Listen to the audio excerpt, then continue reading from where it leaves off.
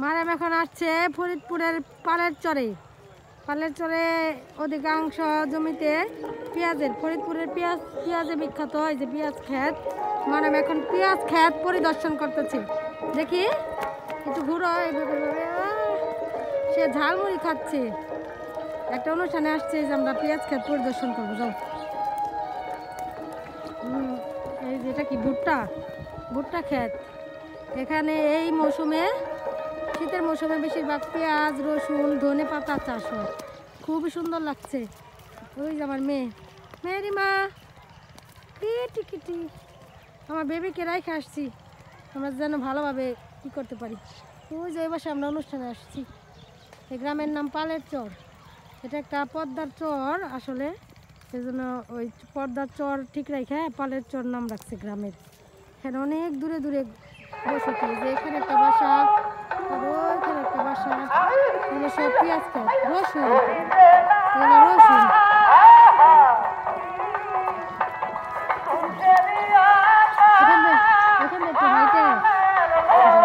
মায়ের এখন পেঁয়াজ খেতে ভিতর দিয়ে যাচ্ছে।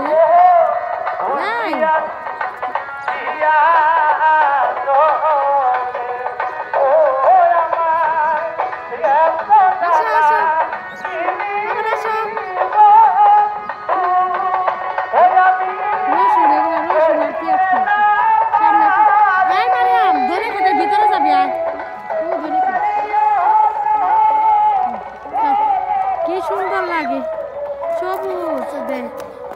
এই যে এটাও ধনে ক্ষেত। এটা ছোট ধনে, এটা ছোট ধনে দেখ কি সুন্দর। যাও ভিতরে যাবে, ওই যে ছোট সোয়াস।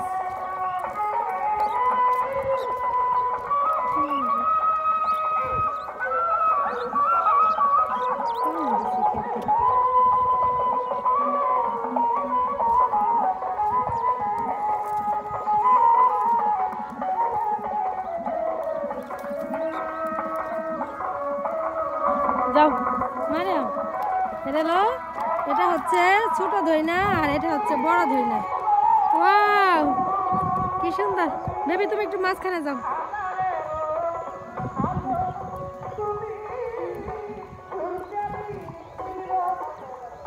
এটাও ছোট ধইনা খায়। চলো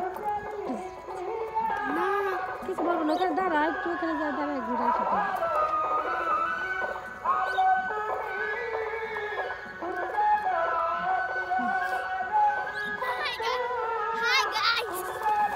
গাছ মারাম এখন একজনের ক্ষেত ধ্বংস করে আসলো, সেজন্য তার জরিমানা করা উচিত।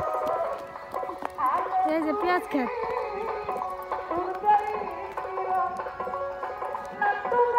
পালের চরে বিশাল বিশাল জমি, একজনের বিশাল বিশাল বাড়ি। তারা বাড়ির আগে না অনেক সবজি চাষ করে।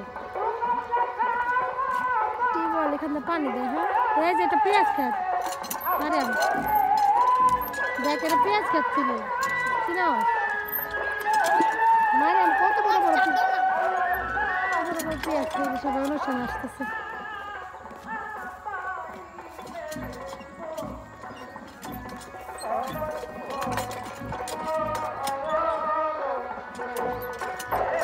বিশাল এই চরের সব সবজি দেখাতে গেলে সারাদিন লাগে যাবে। তাই এখন আমরা আমাদের ব্লগ শেষ করে দিই মারিয়াম।